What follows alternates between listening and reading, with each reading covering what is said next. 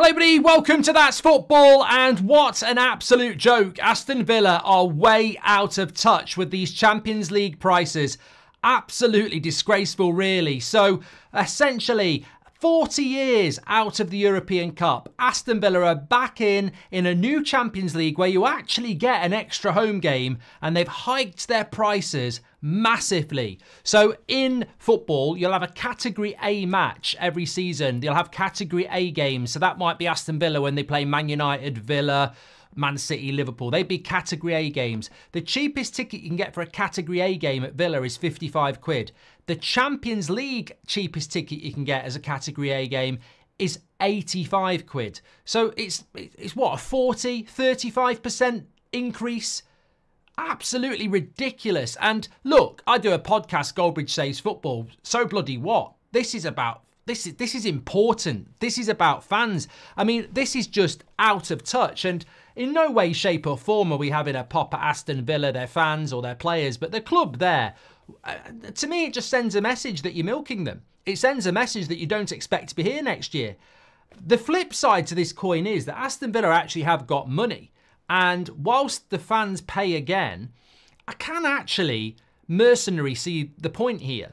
Aston Villa want to spend the money they've got the same way that Newcastle want to spend the money they've got as well.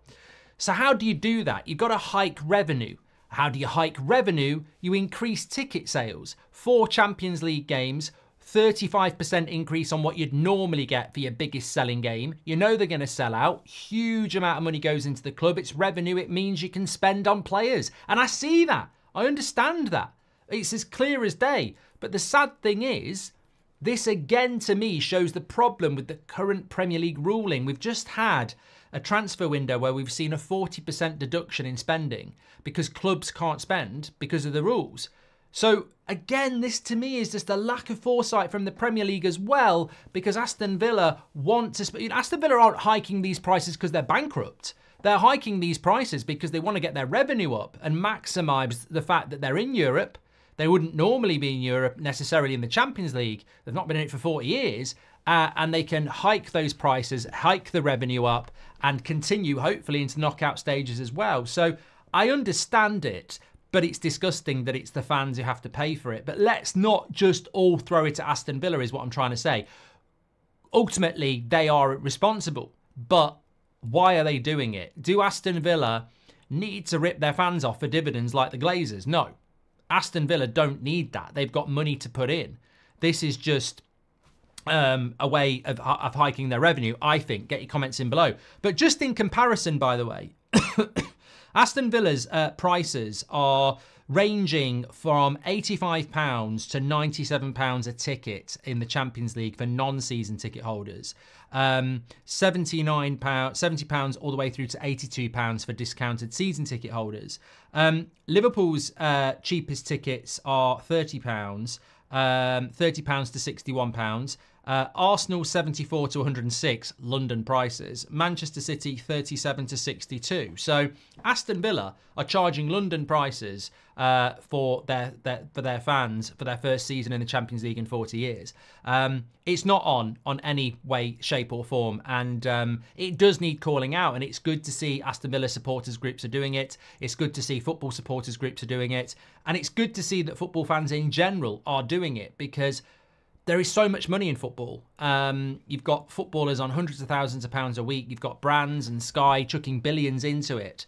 Aston Villa don't need to do this. But as I said, my clear indication on this is that they're doing it to boost their revenue because there's silly rules in place that is stopping. I mean, look, Aston Villa had to sell Douglas Luiz. Douglas Luiz got them in the Champions League. He was a key factor in that. They had to sell him to balance the books.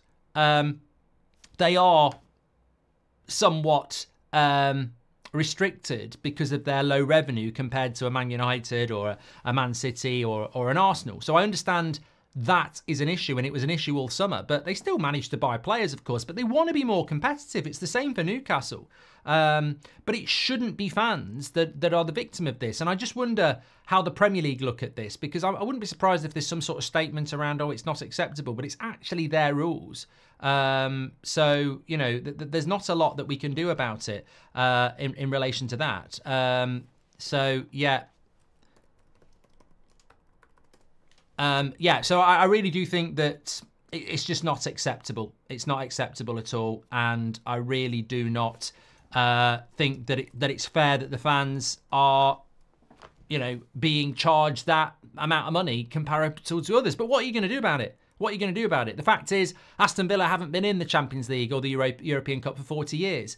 These are fantastic games. I think they've got Juventus, Bologna, Celtic, and is it Real Madrid? Have they got Real Madrid? Bayern Munich, that was it, Bayern Munich. I did write it down somewhere. So they're fantastic games, and they're going to sell out because ultimately you don't know when you're going to be in it again. And that's the stupid thing, really.